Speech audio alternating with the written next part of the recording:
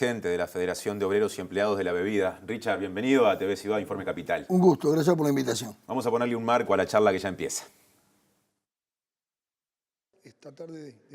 Durante un reciente Congreso Nacional Extraordinario de la Federación de Obreros y Empleados de la Bebida, Richard Reed, referente de la FOEB, anunció que dejará la dirigencia sindical tras 40 años de actividad. Sin embargo, su desvinculación de las tareas de dirección no implicará un alejamiento de la federación que encabezó durante tantos años, ya que en el mismo Congreso se aprobó que pasara a desempeñarse como asesor de los varios centros sociales y educativos que el sindicato tiene tanto en Montevideo como en el interior. Esa política es solo una de las consecuencias de una serie de conquistas que posicionaron a la FOEB como un sindicato fuerte. El proceso amplió la visibilidad de Reed como dirigente, lo que también se potenció por un particular estilo discursivo y hasta por una serie de discrepancias que más recientemente lo alejaron de la conducción del PIT-CNT.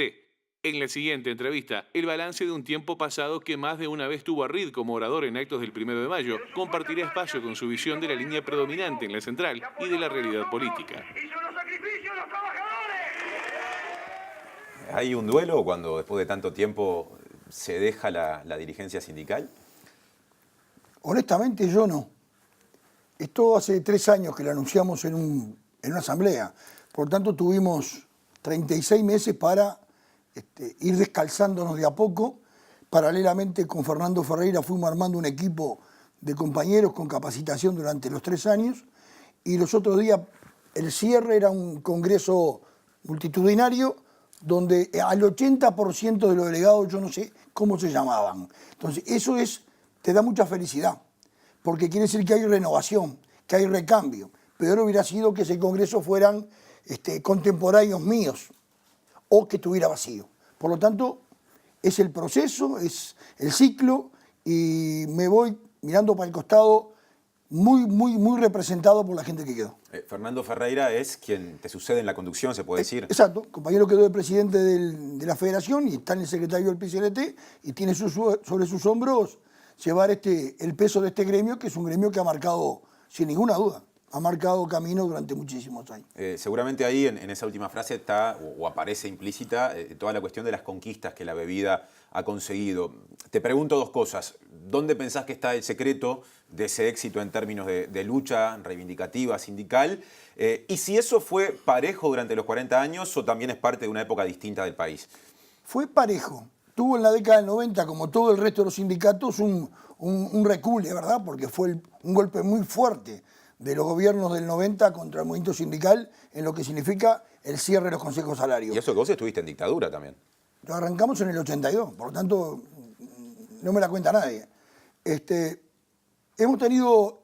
Secreto, no hay secreto. Lo que hay es un gremio muy compenetrado con su sindicato, donde hizo carne siempre, donde tratamos de ser muy transparentes y muy claros en las propuestas, cosa que la gente las asumiera, y así lo fue. Las camionadas nuestras por 18 son apoteóticas, ¿verdad? Las movilizaciones, los paros son de total adhesión. Y así fue desde el 84, diré yo, que la primera gran conquista es la restitución de todos los compañeros que estaban despedidos por razones sindicales o políticas. Ingresaron en el 84, no en el 85. Por lo tanto, es un gremio que te llena de orgullo y en el cual uno creció allí, ¿verdad? Los, digamos, aumentos de consumo en general en los hogares de los últimos casi 15 años, en un rubro como el de ustedes, que está muy asociado a si la gente tiene un pesito más en el bolsillo, ¿pensás que también permitió, ya más recientemente, consolidar ese proceso de conquistas? No pasa por lo económico, porque a ver, hay empresas muy poderosas económicamente en este país, quizás mucho más que el sector bebida y nos largan un mango. Entonces, a ver, la reducción de jornada laboral la logramos a fines del 5, comienzo del 6. Por lo tanto, no. Es parte, obviamente, un país en crisis, un país donde el consumo de la bebida se reduce a la mitad, son otras condiciones. Más que salario, ahí estamos discutiendo trabajo, claro, ¿verdad? Claro. Porque eso nos pasó en el 95, 96 y 97, donde el consumo de la cerveza bajó de 31 litros per cápita a 13. Mucho antes de la crisis. Antes de la crisis. Ahí hubo un problema importante en el consumo y bueno, lo que había que pelear era por el mantenimiento de los puestos de trabajo. A ver, yo siempre digo lo mismo, ¿no? No podés pegarle descalzo a un clavo. No es negocio sindicato abierto con fábrica cerrada. Entonces, por lo tanto, hay que tener también el sentido común y aprovechar los momentos. ¿Cambió mucho para el movimiento sindical o para la FOEB en este caso la extranjerización de buena parte de las empresas que se dio durante este periodo que te ha tenido como dirigente, en el antes y en el después? Salvo la cerveza Patricia, que era Patricia Salus, que era una sociedad con uruguayos, el resto siempre fue multinacional. Ya había capitales internacionales. Claro, tanto Norteña era de Oeker y Quilmes con el grupo Ambev tenían cervecería y Coca-Cola era company. Entonces, por lo tanto, pero el rubro estaba mucho más diversificado en las aguas y hoy tenemos un serio problema con las aguas, ¿verdad? Entonces, la concentración se nota y además en la espalda de las multinacionales, luego en la competencia del mercado se hace sentir. ¿Y es distinto negociar con una patronal multinacional donde hay gerentes simplemente y no ya familias, como pasaba en el caso de Salus hace un tiempo? Sí, claro, es distinto, siempre es distinto. ¿En qué cambia? Cambian mucho porque, a ver, obviamente las multinacionales tienen una espalda más grande. Eso a favor, pero también en contra que tienen dictados internacionales de cómo resolver los temas. Cuando nosotros se aprobó la reducción de jornada laboral, fue un duelo para ellos, ¿verdad? Porque era un grupo cervecero muy importante en la región que en un país con una fábrica chiquita abría el espacio para la reducción de jornada laboral. ¿Cuál era el problema? La pandemia, que se le multiplicara en todos los lugares. Cosa que no sucedió, porque la idiosincrasia de otros sindicatos de las cervecerías en la región eran muy distintas a las nuestras. Pero bueno, es como todo, hay que ligar también. En una entrevista que te hicieron hace un tiempo, que leí antes de empezar esta charla, mencionabas que sos o eras, mientras fuiste dirigente sindical hasta hace muy poquitos días, el último sobreviviente de quienes habían estado en los consejos de salario de la vuelta a la democracia, ¿no? Después se interrumpen en el 90 y se retoman en 2005. ¿Cuánto ha pesado la negociación colectiva digamos, en el mejoramiento de las condiciones de trabajo? Sin duda que 2005-2010 fue una de las mejores etapas. 85-90 fue un crecimiento económico importante también. Se ajustaba, la inflación era alta. Pero 2005-2010 no solamente fue salario, sino condiciones de trabajo y una serie de libertades que veníamos peleándola de muchos años, y hay dos que hay que nombrarla, que es la sindicalización del sector rural y doméstico y la habilitación a la negociación colectiva. Me parece que 2005-2010, para mí, en la historia de 120 años para este país, fueron junto con el primer gobierno de Valle lo más emblemático de la izquierda, ¿verdad? Lo de Valle, las 8 horas y un montón de cosas más, y aquí fue... Valle y Ordóñez. Valle y Ordóñez. Consolidar la herramienta sindical. Se cuatriplicaron los afiliados en ese periodo. Luego vienen otros procesos, y hoy que estamos en una etapa que mi comentario es totalmente distinto. Para mí estamos en el peor momento de las negociaciones colectivas, y como resultado de estos consejos salarios, para mí, que estoy del 85 negociando, son los peores. ¿Por qué? Son los peores, se ha laudado un 70% de los grupos. De ese 70%, 5 o 6 sectores, grupos han podido firmar el dinámico 8,5, que está décimos arriba de la inflación real. El resto está por debajo, por lo tanto ya firmó reducción de rebaja salarial. Y sigue habiendo 400, 500 mil trabajadores que con un salario que ayer eran 10.000 pesistas, hoy son 20.000 pesistas. No le cambió, no le movió la aguja del reloj. Pero además se discute solamente salario. Y hay un montón de temas que están agendados que no abordan nunca. Yo creo que hay que mantener el ámbito tripartito que vino para quedarse, pero que hay que meterle un contenido diferente en la realidad del siglo XXI y en el Uruguay de hoy. El tema empleo tiene que entrar. A pasos agigantados se va a perder empleo en los próximos 3 años. La productividad, la evaluación de tarea, las condiciones de trabajo, son temarios que tienen que habilitarse. Rondas de consejo de salario inherentes a estos temas. Porque de no ser así, estamos circunscritos a la política económica y este es el resultado de la política económica actual. 3 puntos y pico de déficit fiscal, una situación importante de quita salarial en muchos rubros, hace que, bueno, se va a ver en el consumo, pero se va a ver principalmente en el estado de ánimo de la gente. Cuando la gente pierde la expectativa de la herramienta, bueno, tenemos un problema. ¿Pensás que la dirigencia actual, la cúpula actual del PIT-CNT debió encarar de forma distinta justamente la negociación de este año? Me es difícil opinar porque no estoy, entonces como tirar ¿verdad? Como ser un francotirador de la vereda enfrente. Los compañeros cada uno hace su evaluación. Como matiz, quizás el paro previsto para julio, que luego se levantó o se postergó, el argumento era los avances que había en la negociación. La verdad que fue un error, pero ese error también lo podía haber cometido yo, ¿no? Por lo tanto, creo que hay que revertir un poco la situación y generar credibilidad en la herramienta sindical. Creo que estamos pasando por una etapa que no es la mejor. También mencionaste al Poder Ejecutivo, o en todo caso quizá lo aludiste cuando hablaste del déficit fiscal como un elemento que impide que haya alzas mayores, ¿no? Incrementos mayores salariales. Sí, eso es así. Ha sido, me da la impresión, profundizando una visión crítica también de las políticas económicas del Frente Amplio en los últimos años. Yo creo que la política económica del 2005 al 2010 para mí fue la mejor. Para mí fue la mejor.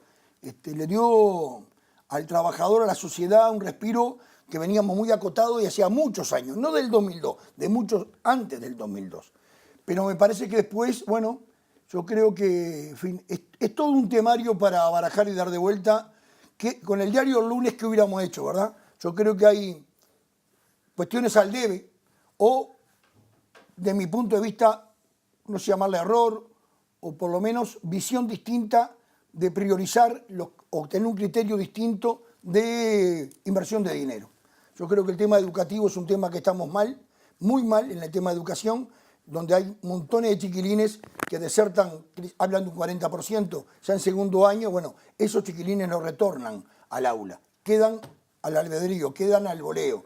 Y en una sociedad de hoy que está bastante fragmentada, bueno, no estamos trabajando bien para el futuro, ¿no? Volviendo a la lectura de la negociación colectiva de este año, que aparte es la mayor en la historia en cantidad de trabajadores involucrados. En esa misma silla, creo que fue Fernando Pereira, el presidente del PIT-CNT, dijo hace unos meses, cuando se estaba en plena negociación, no tan cerca del final como ahora, que en esta ronda en particular las patronales o algunas de ellas estaban discutiendo cuestiones que parecían casi que laudadas o saldadas hace un tiempo, que tenían que ver con condiciones de trabajo o negando concesiones en esos rubros. ¿Cómo catalogás las posturas patronales más recientes, empresariales más recientes? Comparto lo de Fernando, es así. En muchos grupos parece que está el mundo al revés. Son las patronales que vienen con su plataforma a rediscutir laudos que están marcados. Por lo tanto, a ver, es una estrategia de la patronal. A eso hay que responderle con correlación de fuerza. Eso no hay duda. Acá es capital trabajo, está todo bien, vamos a dialogar, vamos a conversar, pero cuando las cosas no caminan y te vienen a caminar por los lomos, tenés que mostrar los dientes. Entonces, creo que lo que faltó fue concientizar a los compañeros que esta ronda, que era 1.200.000 privados, más todos los públicos, teníamos que haber salido todos juntos. Era espalda con espalda, para defender los derechos adquiridos, por lo menos. Derechos adquiridos que creo que hay que trabajar mucho para el 2 de marzo del 2020 para tener un compromiso de los sindicatos y señores, las cosas que tenemos vinieron para quedarse. Si alguien piensa arañar o arrancarnos algo de las conquistas, y bueno, nos verán en la calle. Ahora, para eso hay que tener voluntad política, resoluciones, y creo que los sindicatos todavía no se abordó esa problemática. Se sigue con la esperanza, al cual yo no la tengo, de que las cosas no cambien. A la distancia, ¿qué recuerdos tenés o qué lectura haces del momento en el que dejás el secretariado ejecutivo, poco después de aquella situación que se da en una dependencia del INAU, en la que hay jóvenes agredidos, aparece en escena José López, aunque no participa, fue muy comentado por allá por 2015, ese video que se difundió. ¿Pensás que es un paso bien dado eso de haberte ido de ese ámbito de dirección después de lo que entendiste fueron sanciones muy blandas? Ese hecho que tú narrás es un poco la gota que desborda el vaso. Yo venía con dificultades de relacionamiento ahí adentro, ¿no? Los temas que se abordaban, se votaba y eran 12 y yo en contra. Entonces, obviamente que no construíamos. Arranca con el tema del plan de vivienda sindical, ¿no? Digamos, diferencia. Yo no abro juicio de valor porque está en la justicia y ahí se resolverá. Pero bueno, que hubo un mal manejo informativo, sin ninguna duda lo hubo. Y por lo tanto, arranca de ahí, arranca que teníamos visiones muy distintas, ¿no? Visiones muy distintas, las he ido teniendo. El tema de la independencia de clase para mí es fundamental para mantener la estructura de la unidad dentro de la organización sindical. Este país se construyó, el movimiento sindical en el 66, con vertientes de todas las corrientes de opinión. Entonces, habían reglas de juego muy claras y una de ellas era el no perder la independencia de clase. ¿Y se perdió? Y yo creo que no se perdió, pero yo creo que estamos jugando con ella y creo que hay que tener cuidado. O sea, lo ves muy cercano al Frente Amplio, en particular Sí, en este momento sí, del claro. CNT. En política internacional está más que cercano, ¿verdad? Yo tengo una posición muy crítica con Venezuela, con Nicaragua. La actitud que se asumió con el tema Brasil yo no la comparto. Pero bueno, soy yo. Capaz que quiere equivocar, soy yo. De Brasil pero, que no compartís. Yo no comparto, del punto de vista sindical no comparto la injerencia nuestra allí, porque ¿cómo? Si a Lula lo procesaba la misma justicia que echó a Color de Melo. Pero además, en definitiva, nosotros estamos volcando el movimiento sindical nuestro, que es plural y unitario, en aras de un candidato político de otro país. Está mal. Así sea yo votante del PT, así sea simpatizante de Lula, no interesa. Lo mismo pasa acá adentro. La inmensa mayoría de los dirigentes del PCNT, ¿verdad?, comulgamos con el Frente Amplio, pero eso no nos puede hacer perder nuestra objetividad de que somos representantes de los trabajadores, no de un partido político. En la fábrica donde yo laburo hay compañeros votantes de todos los partidos. Yo tengo que ser representativo de todos ellos, no de un partido político. Creo que es un error, creo que estamos lejos de perder la independencia. Pero bueno, cuando hay algunas señales amarillas, yo creo que hay que poner la barba de remojo. Quiero volver a aquel episodio que mencioné ya sobre el cierre del diálogo del año 2015, ¿no? Cuando el video que circuló. Poco después se habló de que estaba cerca de generar una especie de alianza con distintos sectores en los que estaba incluido José Lo López, a quien habías cuestionado. En primer lugar, ¿en qué quedó aquello? Y en segundo lugar, ¿no podría verse como una contradicción? Aclarar creo que es lo mejor. Nosotros formamos una agrupación la 5 de marzo, hace 6 años, con el finado Pata Beltrán, compañero del gas, y otros compañeros veteranos. Esa agrupación se fue nutriendo de compañeros de distintos sindicatos. Siempre fue chica, pero mantenía una postura crítica. Con el correr del tiempo, yo me voy del secretariado, entra Fernando, se empieza a trabajar mejor la agrupación, y la 41, que es la otra lista, otra de las listas que había en el PCNT, tenía una postura en algunas cosas parecidas a las nuestras. Cuando viene el congreso del PCNT, que hay un documento conjunto, el primer documento que aparece es de los compañeros del PCU y articulación, bueno, empezamos a redactar. Los compañeros de la 41 sacan un documento, nosotros lo vimos, coincidíamos bastante y dijimos, acompañemos el documento de la 41, ¿verdad? Como agrupación.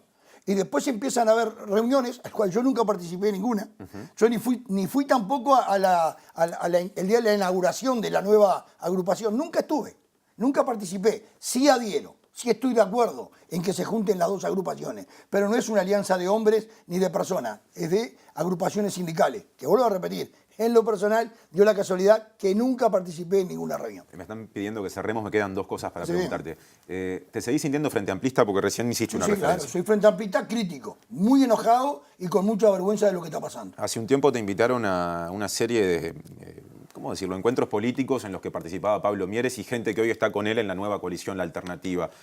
¿Puede ser un paso político para vos ese o no? No, hoy no lo tengo pensado. Yo sigo siendo frente amplista. Vuelvo a repetir, crítico, enojado y con mucha vergüenza de todo lo que está pasando. Una línea para algo me parece muy valioso que hacen, que tiene que ver con esos centros sociales educativos a los que vas a estar vinculados sobre el final, y con esto cerramos. ¿Cuántos son? ¿Qué trabajo hacen? Hay 5 centros educativos, 300 chiquilines, están en contraturno, el 80% son de contexto crítico, viven situaciones complicadas, los tenemos nosotros. La primera evaluación del segundo año es bárbara, el resultado luego en la escolaridad, se despegaron estos gurises. Estamos trabajando en Paysandú para abrir el año que viene, si es posible, junto con la Intendencia, que ha trabajado muy bien en Paysandú, una escuela de talleres, de oficio, con chiquilines en situación de calle y liberados. Nos parece que hay que darle un cabito a esa gente para que tenga una opción. Y luego estamos en el gremio, se votó en cervecería los otros días, armar a partir de marzo el año que viene, junto con otros compañeros, un instituto de capacitación para formar nuevos militantes sindicales. Tenemos tarea por delante. Muchas gracias, Richard, y suerte en lo que viene. Gracias.